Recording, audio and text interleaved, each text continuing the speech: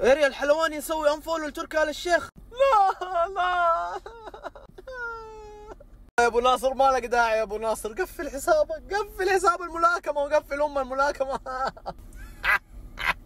عشان تكون بس في الصوره، ليش سوى انفولو لتركي آل الشيخ؟ والله اعلم، لانه تركي آل الشيخ قال يبغى يوقف موضوع توم وجيري في عالم الملاكمة، انه يبغى المقاتلين يتقاتلوا فعلا قتال حقيقي، ما يبغى موضوع توم وجيري. طبعا اريال ما عجبه الموضوع، ما عجبه موضوع انه تركي آل الشيخ قال ما يبغى موضوع توم وجيري في الحلبة، يبغى يشوف قتال حقيقي. لا ده ما عجب. ليش ما عجب؟ لانه الاخ مسوي دافع عن الحرية، دفاع عن الحرية. تعرف لما تكون شخص سيء تتشبث باي شيء تطلع فيه، انا مدافع عن الحرية، انا اجلد كل الناس لكنه مدافع عن الحرية. يعني ممكن افشخك، ممكن اسرقك، ممكن اظلمك، لكن ادافع عن الحرية. شكرا لك يا اريال الحلواني، حسبي الله عليك. طبعا طلع في مقابلة مع شكور اللي كان قتاله قبل كم يوم. شكور قال له انا كان يمديني انهي القتال، كنت ابى اخش القتال، اخش حركة جانبية، ويعني يبغى يلف توم وجيري، بس قال افتكرت كلام تركي آل الشيخ بالمعنى الحرفي. فقال لما افتكرت كلام تركي آل الشيخ قلت لا حاجات، انا اصلا مقابل هذا الشيء اللي يبغاه الجمهور. فاريال الحلواني زعل، اوف معناته تركي آل الشيخ اثر على رايك. ما قال انه تركي آل الشيخ اثر على رايك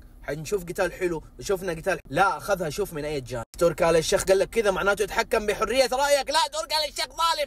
عشان تعرفوا الادمي هذا كيف يفكر، اسالوا رامبيل جاكسون وهو يقول لك. فموضوع توم وجيري ذا كلنا نعاني منه، والحمد لله تركي آل الشيخ قالوا وفكنا من موضوع توم وجيري ذا الجري في الحلبه، وشفنا قتال حمزه شيراز اخر قتال، كان قتال مره رائع، قتال اسطوري، الاثنين واقفين في النص وجلد يا حبيبي. انه تركي آل الشيخ سوى كل شيء في عالم الملاكمه، الان دفع وكل شيء وظبط قتال، لدرجه الناس اللي كان عندها اصفار الان صار عندها هزيمه. راجل يعني ما شفت موضوع انه الان القتالات صارت حماس وصار فيه جلد، لا شافها انه تحكم في الحريات. اذهب الى الجحيم يا رجل. لعلمكم اريال الحلواني هذا ممنوع انه يخش اصلا اليو اف سي ويسوي مقابلات، منعوا دانا وايت لانه عارف انه خبيث، زائد انه اصلا حبيب ومقاتلين كثير ما يطلعوا مقابلات معاه لانه عارفين انه عنده اجنده يا اخوان يدعم ويدعم هذول. ما بكثر كلام، انت سلامة فهمك.